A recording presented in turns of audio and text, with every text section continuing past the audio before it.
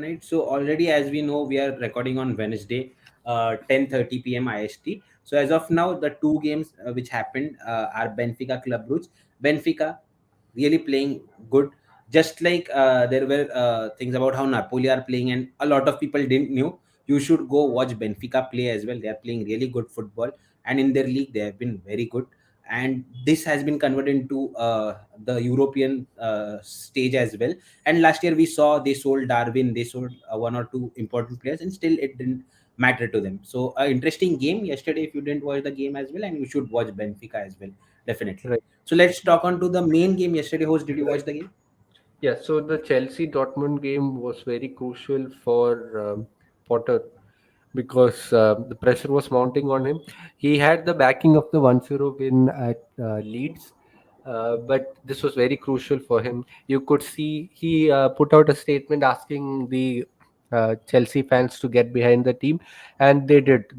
This was one of the best atmosphere that Chelsea at the Bridge had seen this season, and the players also responded, and Havertz and Koulibaly and even Cucurella, who came under a lot of criticism, played really well. They were like soldiers ready to fight for Potter.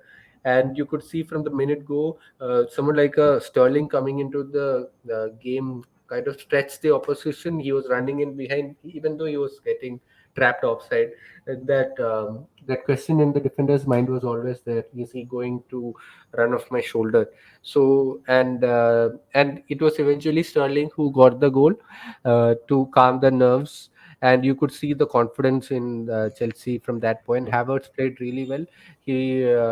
I think he rattled the post a couple of times, and he scored the penalty, which was kind of controversial after it was retaken. Did you watch the penalty, and what do you think? I still can't make what to make out of, like, I still can't understand. Like, the furthest player was Ben Chilwell, if I'm not wrong, in the Right. penalty box. While the Yeah. so it's obvious, right? If the opponent player is running onto the box, the defender will try to mark him, like, and avoid him getting the rebound if there is any kind of rebound. Right. So So you, the issue is that UEFA and FIFA treats this kind of differently. UEFA is very strict with this kind of thing. If the opposition player gets, irrespective of the fact that the attacking player went into the base, the opposition player also went in, and it was eventually the opposition player who cleared the ball. Yeah. So that's why it was right in terms of the rule. It was right, I believe. Yeah. yeah, you can say that, yeah, in terms of the rule it's right, but I guess there is some changing or something which make it like it should be fair to the defending team as well. I think should be done on that part. But apart from that, Chelsea were always knocking on the door. Right. And actually, Dortmund, they have been playing really well in Bundesliga. They have won some around 12 to 14 games in a row or something. That is their record, and they have been showing really good signs. The only bad part was yesterday they didn't play well. Bellingham had a bad game. Usually he's the one who has been pulling the strings in the Bundesliga, and they couldn't convert it against Chelsea. Right. And they lost their main player as well with injury. If I am not wrong, I can't just remember his name. Burnt, right? Let me just check. Brand. So they lost. He's has been come like he has been a goal scorer in the past few games as well. So that was a big knock, and because of that, they weren't able to put out a performance, and they look like they were going to sit back from the start, which Right. didn't pay off as well. So interesting way for Chelsea. Dortmund now would concentrate on the league title. I still Right. think it's they have a good chance of winning Bundesliga, so it will be Right. interesting to watch. Yeah. Definitely. Going from Dortmund to Bayern, host. Any thoughts about Bayern, PSG? Yeah. So Bayern versus PSG, such a crucial game for both the sides, for Nagelsmann and Galtier. I believe that's his name. Because Nagelsmann, both these coaches are under pressure, because winning the League One title or the Bundesliga title is not the yardstick for to measure the success for this game, for this season, because you have seen in the past Tuchel getting sacked, Pochettino getting sacked. So Nagelsmann definitely is under pressure because of the performance that Bayern has been showing, and also it doesn't look like a Bayern side. That's what the fans and the management think. That's why he brought in Muller recently to all the games, and he started every game recently.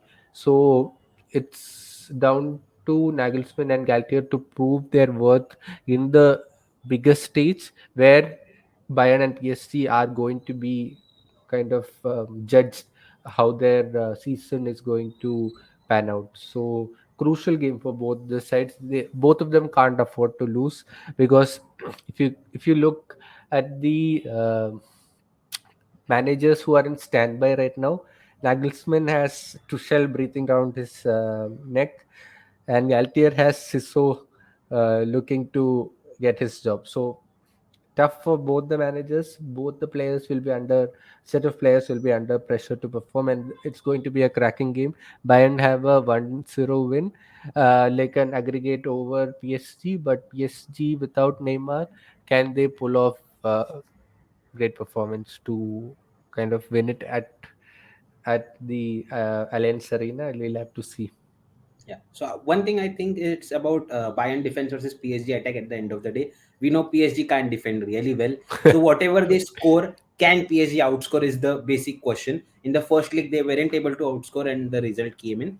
But with Neymar and Mbappe and Messi being in some form, I think it will be a cracking game. Who's your final prediction? Like your prediction on the final result? 2-1 to Bayern. I think 2-1 to PSG, hopefully. Let's see how it will turn out. But yeah, interesting game. The other interesting game, which was underlooked during the first leg, which was Tottenham into AC Milan, they came out victorious. And this wasn't like they are in a decent run of form, but again, Tottenham also haven't been playing really well. So it's again a very good setup for AC Milan, where they are coming against Tottenham at their home stadium. So interesting to see. What's your final prediction on that game? At home, I think Tottenham has a chance. I think this will go to extra time, and Tottenham will win it. Interesting. I think it will go to extra time and Milan by minute just because Good of that we are in different boats at yeah. least. Keeps it interesting. So the next game, Porto Inter. I guess again the quality of Inter might be a bit much than compared to Porto. So we both agree. I guess it will be a win for Inter with 1-0 Right, or right. 2-0, something like that. The Man City Leipzig game. So a lot of when the first leg happened, a lot of criticism was given to Pep Guardiola that they couldn't even win against Leipzig or something. But again, a fact, Leipzig has been playing really well. Like if you follow Bundesliga, they have been playing well compared to their season. And Man City coming out, that was an away game, so I think it was a great result. We know there are a lot of expectations from Man City. They need to win every game 2-0, 3-0. They have that quality of players, they have the manager and everything. But traveling against a team in form, that was a good result. Host, do you think they might Leipzig still have a chance? No, at home, I don't think City will, drop points or lose. I think it's going to be an interesting game, but eventually City will win it. Same.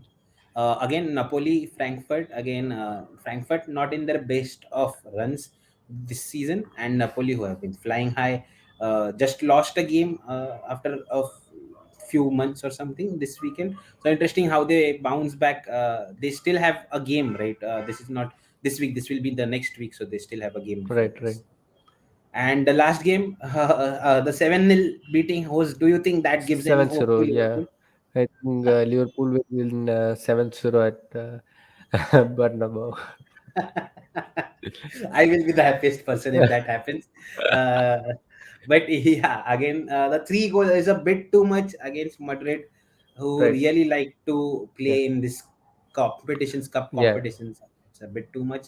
Though it again, if that happens, Liverpool are out of the Champions League. It makes the top four in Premier League really Mm, interesting. right, right, As we right. mentioned, just 7 points Right. between United and Liverpool. Yep. So that's it from us this week. Follow us on all our social media handles. All the links are in description box below. We'll see you soon next week with the new podcast. Thank you. Bye bye.